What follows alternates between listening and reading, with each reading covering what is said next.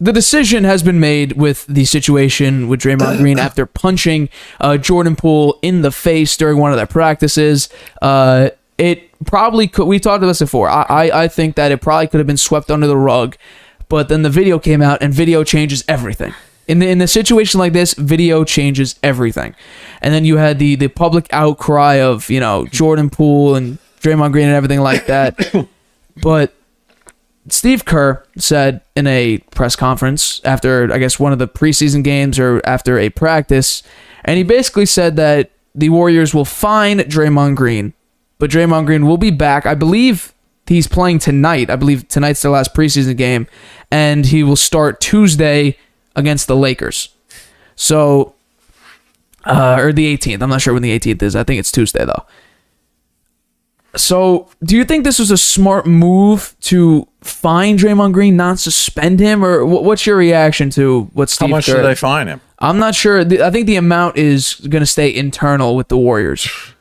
So, yeah. Who actually knows? But they're playing favorites with him. I don't think that's right, actually. If I were Jordan Poole, I would be very upset. Okay. Right? I mean, he's an important player on the team, too. Oh, absolutely. And it is a team concept, and Draymond Green was not acting like a team player when he slugs one of his a person he's going to play with all year. Right. Right? And someone who's going to be passing him the ball, right? He's a guard, Poole. Yes. So I think they should suspend him. Really? You think he should have been suspended? Yeah. But slugging for doing that was ridiculous. Okay. I mean, I understand why the Warriors like Draymond Green. Yes. Right? He brings passion. He gets them fired up. Right. He can play well. He's a fierce competitor. Yes. So he brings a lot of the qualities that you want on your team, and it's been good for the Warriors, but he's getting a little over the hill. Maybe he didn't play that great last year, and he show the film clip there. He slugs him. Yeah. Come on. And the rest of the players, well, look at them. They're just standing around there, right? Like it didn't happen or something. I don't know. Maybe the Warriors. I think they got to think about their team chemistry, and how that all fits together. And I wonder whether they talked to him about that, what was said, and how he and Jordan Poole are getting along now. I mean, I think that's a pretty important thing to sort out, right? Right. And now to not really do much about it, give him a little fine, slap on the wrist. Yeah, probably something weird's going to happen again. Wait and see. That guy's capable of it. He needs to try to control himself a little bit better. Right. And Draymond Green said what did he say about it? What's he said about it? He said that it was something off the field that he brought onto the court and into the locker room and everything like that. He brought external problems into the facility, and that's what made him break. And what did Poole say to him? There was reports that the B word was flying around, and there was original reports that Poole was saying, "Oh, you want this max deal? Good luck getting it. Good luck in Sacramento when they give you the deal you're looking for." But apparently, it wasn't contractual. That's what he said to him. So supposedly, then Draymond Green shot that down. That it was anything about a contract. And then the Draymond Green, after the decision of a fine instead of being suspended came out, he was asked about building up trust or whatever. And Draymond Green said he was trying to find the definition of trust when it comes to this. And I was sitting there, and my reaction was, well, it's obvious. You need to build up the trust of your team and your coaches and the staff that you won't do something like this again. So when you say, well, how do you define trust? That's how. They have to trust you that you can't bring your external problems. You have to internalize them and keep them off the court. That's the definition of the word trust when it comes to this. That's what you got to build in. You have to build up trust in them that you won't do something like this again. And you bring up a good point about, well, Jordan Poole must be angry. If my teammates slugged me and said, okay, you're going to get a $100,000 fine when you're making millions of dollars a year, what's that going to do for me? I bet it wasn't even $100,000.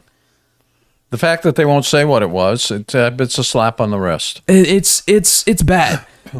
The reason why they're doing it is just so because they know when Draymond They Green was wouldn't. hurt, They probably would have never even done it if the film hadn't come out, right? Maybe they would have done that whole thing. I think it would have been significantly less or next to nothing, because originally there was an altercation at the Warriors practice, and then TMZ supposedly, I don't know if I said it on the show, but TMZ paid, I think, $4 million. I think it might have been $4 to $12 million to one of the Warriors' internal guys for this clip. I'm not sure the exact price, but that was rumored to come out. And as soon as they got the film changes everything. Film changes absolutely everything. And then you also had the public outcry of, Draymond Green, what's wrong with you? How can you do this? Look at Jordan Poole. And it's embarrassing for Draymond Green because it shows, you know what? It shows sort of his true character when he gets angry. It's an embarrassment for Jordan Poole because he just got slugged. So I'm sure there were jokes being made about Jordan Poole.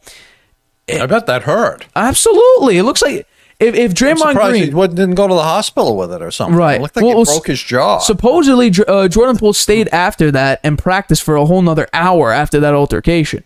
So, wow.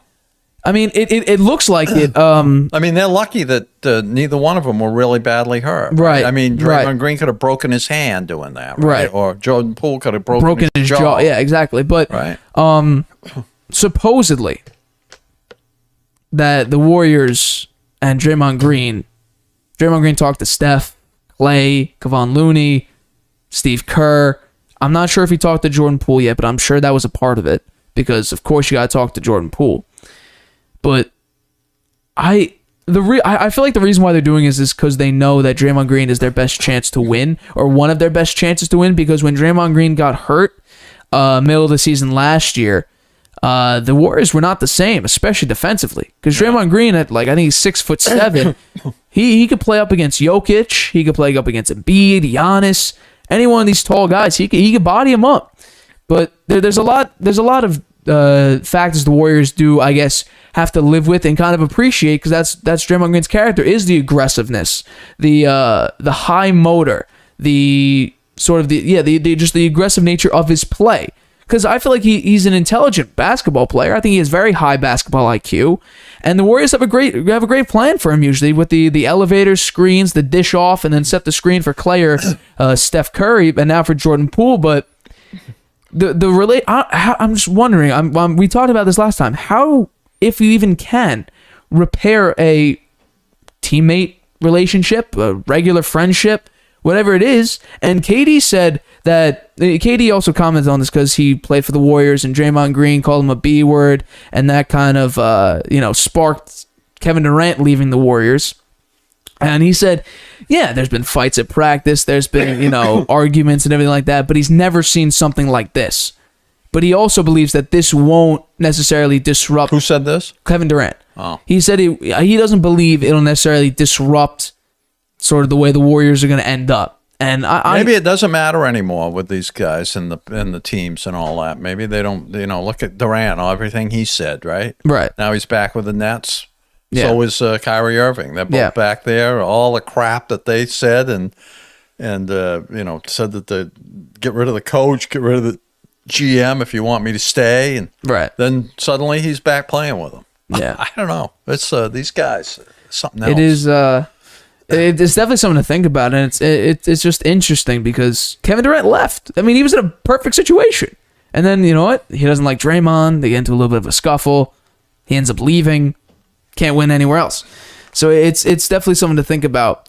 But I feel like it's difficult to suspend Draymond. Who are the Nets got besides? They got Ben Simmons. Ben Simmons. Is he going to play, or is he still? Supposedly he's going to play. He's been playing in the preseason, and I'm sure he'll play in plenty of the regular season. He's doing okay. He's not doing too bad. Who are the other two starters besides Durant and Irving? Well, we also have Ben Simmons, who's a starter there. Well, no, that's 3 out of 5. Who are the other 2? Let's see. Simmons is the power forward? Or no, he's small forward? He plays. I guess they'll play him as according to ESPN's depth chart. He originally is a point guard. He's like a 6'9", 6'10" point guard. That's what he was on Philadelphia. Yeah. But they're putting him at the power forward. It's Kyrie Irving, Joe Harris, who's currently day-to-day, KD, Ben Simmons, and then Nick Claxton as their center. So it's not a bad starting 5. The Nets, I mean, on paper, the Nets look pretty good. Just a question: will Kyrie Irving play, or will Doesn't he just? sound like a championship team to me. I'd say if Kyrie Irving plays, Durant and Irving, that's what they want every year. right? It's a championship. Obviously, everyone wants a championship team, and they always want a That's championship. where Durant should have stayed with the Warriors. Absolutely, I agree with you They there. would have had 2 more at least. But if Kyrie Irving plays, if Seth Curry's okay, Joe Harris plays well, KD is still KD, Ben Simmons doesn't get scared about, taking layups or dunks, and Nick Claxton's not a bad center. I mean, I wouldn't say this is a winner. I'd definitely say it's a playoff team. If everyone decides to play and everyone stays healthy, I'd say it's a playoff team. But just the Warriors and Draymond, something... He has a player option that he could execute for next year, but I think the Warriors are done with him. Yeah. I think the Warriors are going to say, you know what, we've put up with you for several years. Well, they didn't give him the max contract, so Right, but it could be and this is they his could do it last next year. So they could do they're it next probably year. saying, you know what, we know he's got a lot of mileage on him, and he's still a good player. He's got one more good year with us, and he's going to play great because he wants that max contract. And we won't give it to him, but maybe somebody else will. And maybe Sacramento. Yeah, maybe. I just don't think another team sees the same value of Draymond Green as the Warriors do. Well, maybe one of the teams that's really bad. Maybe they could bring him in to try to be a spark for some of the younger players they have, or something like that. But yeah, I don't know. We'll see what he's like. If he winds up leaving the Warriors and gets on a losing team, what his attitude will be, right? Yeah, and his teammates aren't Steph, Clay, Right. Andrew Wiggins, and Kevon Looney. We'll see how he really acts around them.